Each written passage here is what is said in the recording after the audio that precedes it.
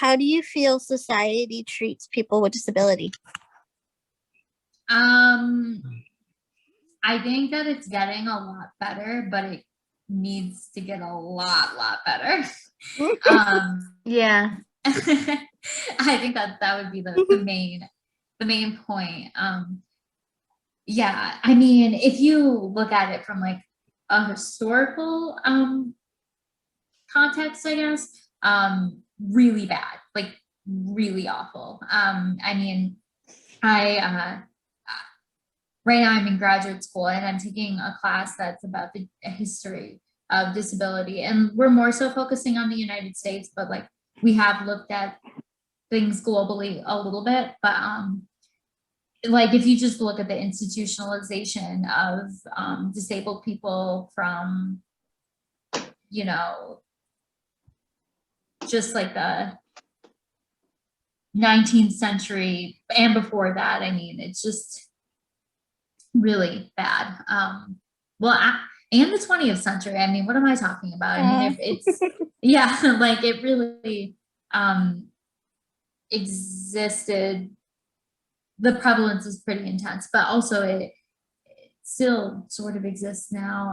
I think a lot of people just assume that institutionalization is just completely done, but it's not. So that's, you know, garbage. But then there's the whole fact that disabled people, especially cognitively disabled people, are often legally paid sub minimum wage in the United States.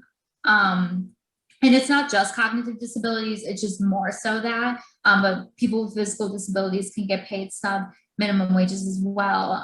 And they often claim that the reason that this is illegal is because they're in like a vocational training programs for as long as, you know, they want. And so that's sort of something. And when I say sub minimum wages, I'm talking like 50 cents an hour, 10 cents an hour, like really small amounts of money. And like in the United States, I believe the federal minimum wage is like $7.50 an hour, which is also terrible. But just think about that, you know, the federal minimum wage, which is already horrible, that it is even less than for disabled people. So that is something. And then just the outright discrimination in, you know,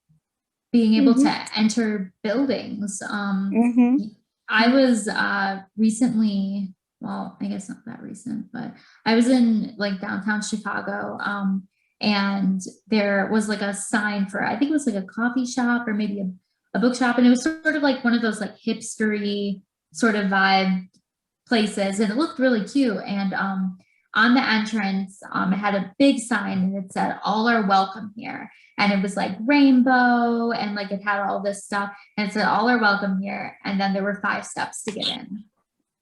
And I'm like, well, clearly not all, but yet the discrimination of disabled people is just basically looked at as fine. You know, if you go to a place and they say, oh, like we don't allow this kind here, that kind here, you know, it's looked at poorly among most people, hopefully, at least in today's society. Obviously, I know historically that's not been the case, but yeah, like so many buildings, so many places essentially say no disabled people welcome, and it's just looked at as totally fine. And that's also like, that is just wheelchair users that can't, you know, can't navigate stairs. But think of a restaurant that doesn't offer braille menus, a place that doesn't offer closed captioning, a place that is just like a huge sensory overload for someone with autism. I mean, there's so many different examples, and a lot that I am completely unaware of because I only really know my own disability and the experiences that I face. So it's just, I mean, it's bad, but it's getting better. really slowly. I think media representation of disabled people obviously is not good, but I do think that like it is getting better, and I've noticed more non-disabled people becoming vocal about it, which I think is a really big Yes. thing. So that's something. Yeah, that's something. And obviously, as the time goes, everything has to change. So they have to be more advances and more changings as the time goes. Next question is kind of related to this, and it says, why do you think it's important to raise awareness for people with or without disability? I think it's important because if nobody said anything, then nothing would get better.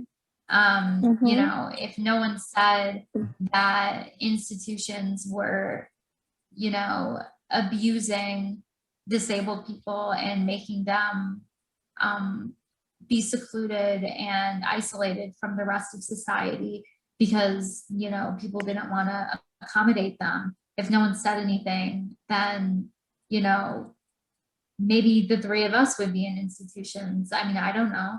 And there still are people in institutions that we need to speak up for and say that it's not right, and that, you know, there needs to be community-based programs and things like that. And I mean, if no one said anything, if everyone just keeps their mouth shut, then nothing is going to get better. And I mean, that goes with any sort of injustice at all. You know, if you don't say anything, then everyone is just going to become complacent about it. You know, if you, like a really small example, I used to have an internship in downtown Chicago at like a children's hospital, and I had to take the train there, and the train station stop had a bathroom, and the bathroom had technically an accessible stall, but the stall opened inward, and I couldn't fit my chair in. And like for reference, I have a manual chair. I'm 4'9". I'm like 90 pounds. I'm a pretty small person. So if I can't fit in, what about people who are using power chairs or like motorized scooters? What about people who are bigger than me? Are they not allowed to use the restroom, but yet all of these non-disabled people are allowed to use it comfortably when they get to their train stop? And so my cousin ended up contacting them, and they fixed it, and they made the stall accessible. It still could be bigger, but they did change it where the stall opened outward, and it was a really small fix.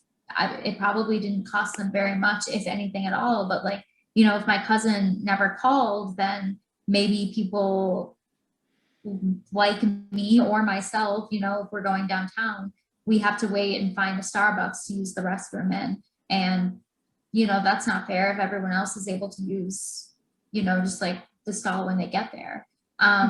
So, I mean, yeah, like I think that's why. And I think what's really great, and I mean, it's kind of the way I met the two of you is kind of through Instagram, and the fact that, you know, when people are vocal on social media, like it's a really great way to do it. And I think that it also helps because, you know, depending on someone's either disability or maybe their financial status or just their life in general, they might not be able to go out and protest or do maybe a lot of like physical in-person things.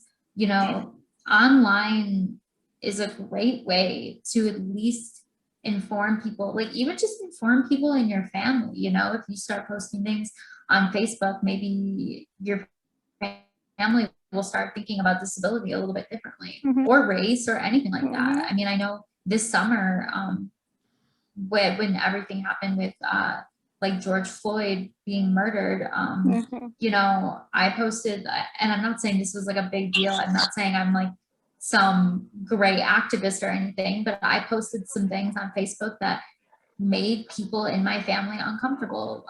Luckily, not my immediate family, but people in my extended family that didn't love the things that I was saying. But I'd like to think that maybe it made them stop and take pause and maybe think a little bit about the privilege that they have as white people in the United States. So Yeah, that's why it's important. You need to say things.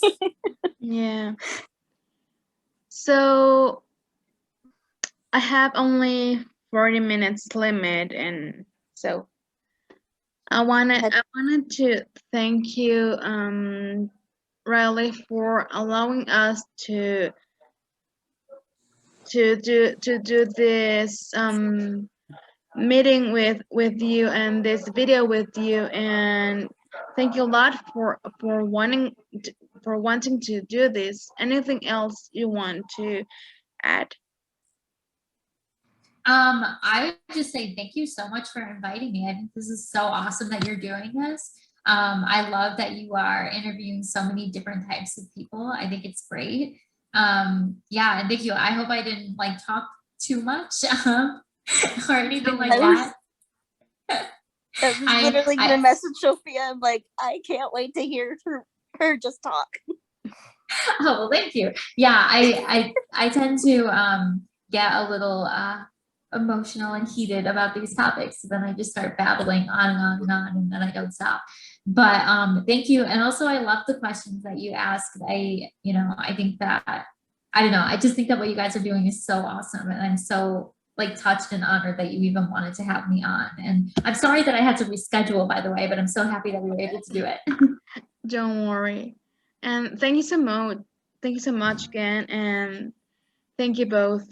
And as I always said, videos are coming up every 2 days, or at least every week. So thank you so much, and see you next time. All right.